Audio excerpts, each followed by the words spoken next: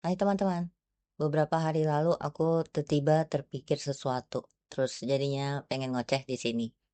Ini tentang life purpose atau misi jiwa, di mana banyak orang seringnya itu pengen banget gitu nemu itu apa, supaya bisa cepet dilakuin, supaya hidupnya cepet beres, cepet bisa bermanfaat, bisa bantu orang, dan lain-lain.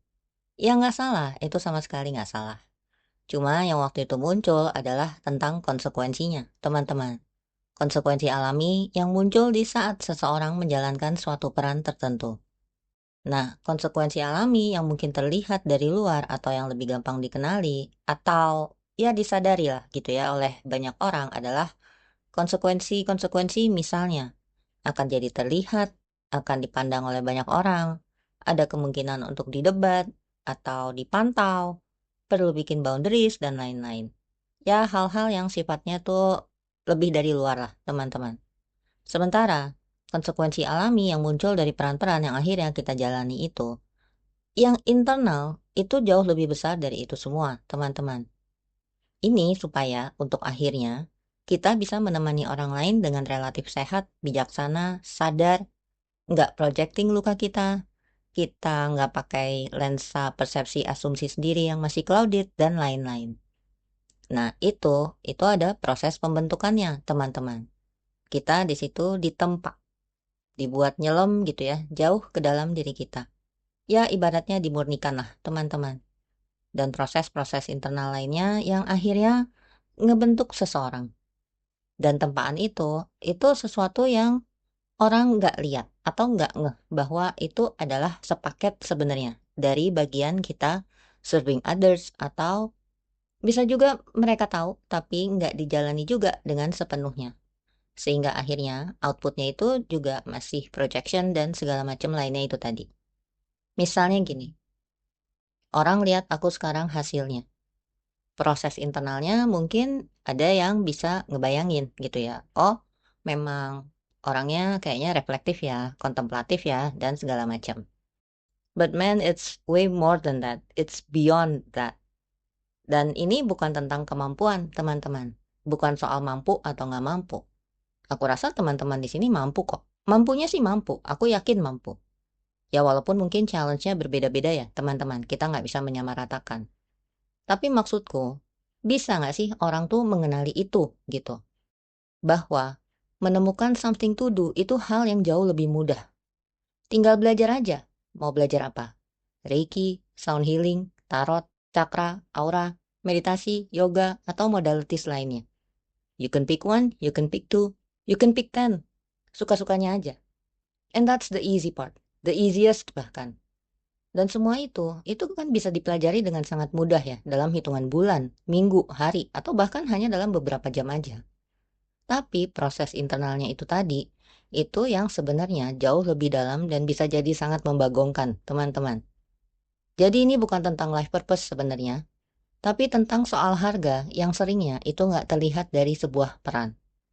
Karena memang seringnya orang itu ngebayangin bahwa tantangan terbesar adalah menemukan apa yang harus dilakukan. Padahal dalam banyak pengalaman, menemukan apa yang dilakukan itu justru bagian yang paling mudah. Mau jadi apa? Healer. Suka ada yang bilang sama aku, Mbak, aku mau jadi healer. Aku pribadi nggak pernah pakai kata healer dan aku nggak suka istilah healer. Tapi kalaupun mau begitu, ada jalurnya. Mau jadi coach, ada sertifikasinya. Mau jadi guru spiritual, fasilitator, pembaca tarot, praktisi reiki, penulis spiritual atau mentor, ada kelasnya, teman-teman. Ada metodenya, ada kurikulumnya. Bentuknya itu relatif mudah untuk dipelajari. Yang jauh lebih sulit atau challenging adalah menjadi seseorang yang mampu menjalankan bentuk-bentuk itu dengan cukup bersih. Dan ini bukan tentang skill, teman-teman. Ini adalah tentang kapasitas. Tentang seberapa banyak ketidaknyamanan yang bisa ditampung tanpa kita buru-buru bereaksi. Tentang seberapa dalam seseorang bersedia melihat dirinya sendiri saat menemukan bahwa ternyata luka yang selama ini dianggap selesai belum benar-benar selesai. Dan juga tentang berapa kali harus merelakan identitas lama karena udah nggak lagi sesuai dengan kenyataan yang sedang bermunculan. Aku rasa Ini adalah bagian yang seringnya nggak terlihat, teman-teman. Orang melihat seseorang yang hari ini mampu memegang ruang untuk orang banyak. Yang terlihat adalah ruangnya. Yang nggak terlihat adalah berapa tahun orang itu belajar duduk bersama kebingungannya sendiri. Mungkin yang terlihat adalah kebijaksanaannya. Yang nggak terlihat adalah berapa kali keyakinan-keyakinannya itu runtuh. Atau yang terlihat adalah ketenangannya. Yang nggak terlihat adalah berapa kali orang itu bertemu dengan ketakutan yang sama dalam bentuk yang berbeda. Dan ironisnya, justru proses-proses internal itulah yang akhirnya membentuk kualitas pelayanan seseorang, teman-teman. Bukan jumlah sertifikatnya, bukan jumlah modalities yang dikuasai, dan juga bukan jumlah murid, clients, atau followers. Karena seseorang bisa menguasai banyak teknik, tapi tetap melihat orang lain melalui lensa lukanya sendiri. Dan saat itu yang terjadi, yang dibagikan itu malah seringnya bukan kejernihan, tapi projection yang terdengar seperti kebijaksanaan. Mungkin itu sebabnya banyak orang ingin menemukan misi jiwa, tapi nggak terlalu banyak yang benar-benar ingin menjalani konsekuensi dari misi jiwanya itu. Dan aku rasa ini bukan karena malas sih, lebih karena konsekuensinya itu seringnya nggak kelihatan dari luar. Kita melihat seseorang yang berdiri di atas panggung. Kita nggak melihat berapa kali hidup membongkar fondasi di bawah kakinya. Kita melihat seseorang yang mampu membimbing orang lain. Kita nggak melihat berapa kali dia dipaksa menghadapi bagian dirinya yang selama ini ingin dihindari. Dan aku rasa disitulah salah satu kesalahpahaman terbesarnya, teman-teman. Bahwa misi jiwa adalah tentang menemukan sesuatu yang dilakukan. Padahal seringnya, hidup itu jauh lebih tertarik membentuk seseorang yang mampu menjalankan peran itu. Lagi-lagi, bentuknya bisa dipelajari dalam hitungan waktu. Tapi kapasitas untuk menampung konsekuensi dari bentuk itu bisa menjadi perjalanan bertahun-tahun, teman-teman. Dan justru bagian itulah yang seringnya menjadi pekerjaan utamanya. Bahkan bisa jadi, kadang-kadang, yang disebut misi jiwa itu bukan pekerjaan yang kita lakukan untuk dunia, tapi proses panjang yang dunia pakai untuk membentuk kita menjadi manusia yang lebih matang. Aku rasa pekerjaannya bisa jadi hanya kendaraannya aja, teman-teman. Pembentukannya itu sendirilah yang bisa jadi adalah inti dari perjalanannya. Dan yang disebut harga di sini ini bukan hukuman, bukan juga penderitaan yang harus dicari-cari. Ini simply konsekuensi alami aja, seperti halnya banyak hal lainnya di hidup ini. Kalau seseorang menjadi orang tua, ada harga yang dibayar. Kalau seseorang menjadi pemimpin, ada harga yang dibayar. Kalau seseorang mau jadi praktisi, guru, fasilitator, penulis, ada harga yang dibayar. Kalau seseorang memilih hidup yang lebih sadar, bahkan itu pun ada harga yang dibayar. Dan bahkan, teman-teman, memilih untuk nggak berubah aja, itu kan ada harga yang perlu dibayar. Harga itu bisa berupa identitas yang harus dilepas. Bisa berupa kenyamanan yang nggak lagi bisa dipertahankan. Bisa berupa keberanian untuk melihat diri sendiri lebih jujur daripada sebelumnya. Atau bisa berupa kapasitas untuk menampung lebih banyak kompleksitas tanpa buru-buru mencari jawaban sederhana. Dan yang menarik, semakin besar peran yang ingin kita jalankan, seringnya semakin besar pula kapasitas yang perlu dibangun untuk menanggung konsekuensi dari peran tersebut. Another thing, yang dikira banyak orang juga adalah mengumpulkan jam terbang. Itu bisa aja. Pertanyaannya, yang dikumpulin apa aja? Orang sering bilang, oh jam terbangnya kurang. Atau, nanti kalau udah banyak pengalaman juga bisa. Dan itu emang ada benernya sih, aku nggak bilang itu salah. Tapi balik lagi, jam terbang itu ngumpulin apa? Karena yang namanya waktu, itu nggak otomatis menghasilkan kedalaman, teman-teman. 10 tahun itu bisa melakukan sesuatu yang nggak selalu menghasilkan kapasitas yang sama dengan 2 tahun yang dijalani dengan kesadaran dan refleksi yang mendalam. Bahkan bisa jadi juga, ada orang yang bisa aja mengulang tahun pertama sebanyak 10 kali. Jadi apa yang sebenarnya terkumpul? Pengalaman? Belum tentu. Karena pengalaman yang nggak diproses seringnya hanya menjadi pengalaman aja, bukan kebijaksanaan.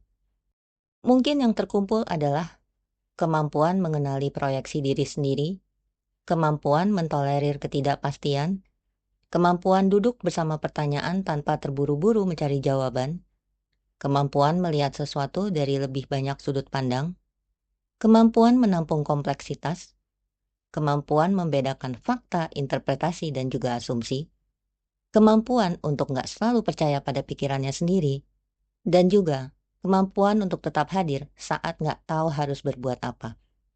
Nah, kalau dipikir-pikir, aku rasa sebagian dari itu bahkan nggak kelihatan dari luar, teman-teman. Orang ngelihatnya sesimpel jam terbang. Yang sebenarnya sedang bertambah adalah kapasitas. Makanya, ada orang yang secara teknis itu sangat terampil, tapi masih mudah terpancing, masih reaktif, masih defensif, dan atau masih sangat melekat pada identitas tertentu. Karena jam terbang bentuknya memang bertambah, tapi kapasitas internalnya itu belum tentu ikut berkembang di tingkat yang sama. Dan ini nyambung dengan judul dari ocehanku ini, harga dari sebuah peran. Karena salah satu harga yang dibayar ini bukan sekedar waktu aja, teman-teman, tapi kesediaan untuk membiarkan pengalaman itu mengubah kita. Bukan hanya menambah pengetahuan, bukan hanya menambah teknik, dan juga bukan hanya menambah sertifikat, tapi benar-benar membiarkan hidup memperluas kapasitas kita. Jadi pertanyaannya jam terbang mengumpulkan apa? Ini bukan tentang berapa banyak yang kita lakukan, tapi tentang apa yang terbentuk di dalam diri kita melalui semua yang kita lakukan itu. Dan itu jauh lebih sulit untuk diukur daripada jumlah pengalamannya. Satu hal yang bunyi juga setelah itu adalah unlearning. Dan aku rasa ini juga unsur penting dalam membangun kapasitas. Karena kalau kita bicara mengumpulkan jam terbang, orang biasanya ngebayanginnya prosesnya itu sifatnya akumulatif. Belajar sesuatu, menambah pengetahuan, menambah skill, menambah pengalaman, menambah sertifikat, menambah metode, dan lain-lain. Pokoknya adding, judulnya menambah aja. Padahal dalam banyak perjalanan, yang benar-benar membentuk seseorang itu ada proses lain yang sama pentingnya. Bahkan kadang-kadang malah lebih penting, yaitu mengurangi, melepas, membongkar, mengosongkan. Unlearning itu tadi. Dan ini seringnya memang jauh lebih nggak nyaman dibanding learning, teman-teman. Karena belajar sesuatu yang baru itu biasanya bikin kita merasa lebih kompeten. Sementara unlearning seringnya itu bikin kita merasa kehilangan pijakan. Kita harus mengakui bahwa sesuatu yang dulu kita yakini ternyata nggak sepenuhnya benar. Bahwa cara pandang yang selama ini kita pegang ternyata terlalu sempit. Bahwa identitas yang selama ini memberi rasa aman ternyata udah nggak relevan lagi. Dan itu bisa jadi nggak enak atau nggak nyaman. Makanya, kalau dikaitkan dengan harga dari sebuah peran, mungkin salah satu harga yang paling jarang dibicarakan adalah kesediaan untuk berkali-kali melepaskan versi diri yang lama. Karena kapasitas nggak hanya dibangun dari apa yang kita pelajari, teman-teman. Kapasitas juga dibangun dari apa yang berhasil kita lepaskan. Mungkin kalau dilihat dari luar, orang bisa lihatnya, aku tuh belajar ini, belajar itu, mendalami itu, ikut retreat, dan lain-lain. Padahal kalau dilihat lebih dekat, ada banyak fase yang justru diwarnai oleh pelepasan, teman-teman. Melepas kepastian, melepas kesimpulan yang terlalu cepat, melepas kebutuhan untuk selalu punya jawaban, melepas identitas spiritual tertentu, melepas cara memandang manusia yang terlalu sederhana, dan melepas kategori-kategori yang dulu terasa jelas. Dan setiap kali sesuatu itu dilepas, kapasitas itu justru bertambah, teman-teman. Bukan karena sesuatu yang ditambahkan, tapi karena ada ruang yang terbuka. Mungkin itu juga kenapa akhir-akhir ini aku sering ngoceh tentang spektrum, kompleksitas, observer, bahkan non-duality. Karena semua itu, di level tertentu, bukan hasil dari menumpuk lebih banyak konsep. Tapi hasil dari runtuhnya beberapa konsep yang dulu terasa mutlak. Dan itu adalah bentuk jam terbang yang sangat sulit dilihat dari luar, teman-teman. Orang melihatnya, pengalaman bertambah. Padahal yang sebenarnya terjadi adalah semakin banyak hal yang gak lagi kita pegang terlalu erat. Hal lain yang tiba-tiba bunyi juga adalah energi yang besar. Banyak orang yang mengartikan praktisi atau fasilitator atau apapun itu perannya, yang hebat itu adalah yang energinya besar, yang bisa menampung segala macam manusia, bahkan secara banyak, secara kolektif gitu ya. Dan aku rasa yang biasanya dimaksud energi itu nggak termasuk kualitas kapasitasnya, teman-teman. Kayaknya like energi secara literal gitu ya, yang dimana ya memang kita kan bisa ya ngerasain orang yang energinya besar gitu. Nah tapi, kan besar ini pun juga bukan berarti sehat ya, bukan berarti baik gitu. Karena bisa jadi juga chaos. Chaos kan juga bisa besar. Jadi kayaknya itu juga lensa lain atau angle lain yang bisa kita lihat juga, teman-teman. Karena gini, ada sesuatu yang sering tercampur aduk dalam dunia spiritual, healing, dan juga bahkan leadership, yaitu perbedaan antara energi, kapasitas, dan kematangan. Karena memang benar, banyak orang itu bisa ngerasain, oh energinya besar ya, dan biasanya itu langsung diasosiasikan dengan, oh berarti dia kuat, dia mampu, dia sudah matang. Padahal belum tentu, teman-teman. Energi besar itu kan bisa muncul dari banyak hal. Bisa karena karisma, karena passion, karena intensitas, bisa karena trauma yang belum terintegrasi, bisa karena kebutuhan untuk terus bergerak, bisa juga karena nervous system yang selalu dalam keadaan on, dan juga bisa karena seseorang memang punya daya hidup yang besar. Jadi besar itu belum memberitahu kita banyak sebenarnya. Karena yang namanya badai itu kan juga besar. Kebakaran hutan itu juga bisa besar. Yang besar itu nggak otomatis sehat, teman-teman. Nah, disinilah kapasitas menjadi menarik. Karena kapasitas itu nggak selalu terasa besar, teman-teman. Kapasitas itu justru kadang-kadang terasanya tenang, lapang, nggak terlalu dramatis, nggak terlalu menyolok, tapi mampu menampung banyak hal tanpa langsung tumpah. Kita pakai analogi wadah ya, teman-teman. Ada wadah yang isinya tuh bergejolak gitu ya, bergejolak dengan hebat. Terlihatnya sangat aktif, sangat kuat, sangat hidup. Tapi ada sedikit tambahan aja, itu akhirnya udah meluap. Tapi di satu sisi ada juga wadah yang ya kelihatannya biasa-biasa aja. Nggak terlalu spektakuler gitu ya. Tapi ternyata luas. Banyak hal masuk ke dalamnya dan masih ada ruang. Dan menurutku, banyak orang sering mengira yang dicari adalah energi besar. Padahal yang sebenarnya membantu seseorang dalam melayani, memimpin, mengajar, membimbing, atau bahkan termasuk juga menjadi orang tua adalah kapasitas, teman-teman. Karena kapasitas memungkinkan kita menghadapi emosi orang lain tanpa terseret, menerima perbedaan tanpa harus mengubah semuanya, mendengar tanpa buru-buru menyimpulkan, dan juga melihat kompleksitas tanpa panik. Dan yang menarik, teman-teman, kapasitas itu seringnya dibangun justru melalui proses yang itu tadi.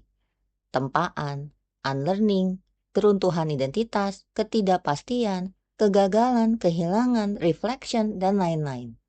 Makanya, mungkin ada orang yang energinya sangat besar, tapi belum tentu mampu menampung kompleksitas tertentu. Sebaliknya, ada orang yang energinya terasa relatif tenang, tapi kapasitasnya luar biasa luas, teman-teman. Jadi energi yang besar itu belum tentu mampu untuk menampung. Kapasitas yang besar hampir selalu mampu menampung lebih banyak. Walaupun tentu aja keduanya itu bisa bertumbuh di saat yang bersamaan. Sekarang, kalau kita tarik lagi ke tema awal, ini jadi semakin menarik untukku. Karena banyak orang mencari peran. Lalu mereka mengira yang dibutuhkan adalah lebih banyak skill. Dari situ akhirnya mengiranya lagi, mereka butuh lebih banyak jam terbang. Terus dari situ mengira mereka membutuhkan energi yang lebih besar. Padahal bisa jadi yang namanya hidup ini diam-diam sedang mengerjakan sesuatu yang lain, yaitu memperluas kapasitas mereka. Dan kapasitas itu nggak selalu terlihat dari luar, teman-teman. Nggak selalu spektakuler, nggak selalu juga membuat seseorang ini kelihatan powerful. Kadang, tanda kapasitas itu justru sangat sederhana sebenarnya. Lebih sedikit yang perlu dipertahankan, lebih sedikit yang perlu dibuktikan, dan lebih banyak yang bisa ditampung. Mungkin kalau mau diterusin lagi, pertanyaannya menjadi, Kalau energi besar nggak otomatis berarti kapasitas besar. Lalu bagaimana sebenarnya kita bisa mengenali kapasitas? Dan aku rasa ini mungkin perlu di video terpisah ya, teman-teman. Karena pembahasan ini udah mulai bergerak dari apa yang kita lakukan ke siapa yang sedang menjalani peran itu dan apa yang membuat seseorang mampu memegangnya. Dan itu adalah wilayah yang sangat kaya untuk dieksplorasi. So again, menemukan perannya itu bukan bagian tersulitnya, teman-teman. Yang lebih challenging adalah menjadi manusia yang cukup matang untuk memegang peran itu dengan relatif bersih. Karena orang biasanya tertarik pada bentuk akhirnya. Sementara hidup seringkali lebih sibuk mengarahkan kita di proses pembentukannya. Terima kasih, teman-teman.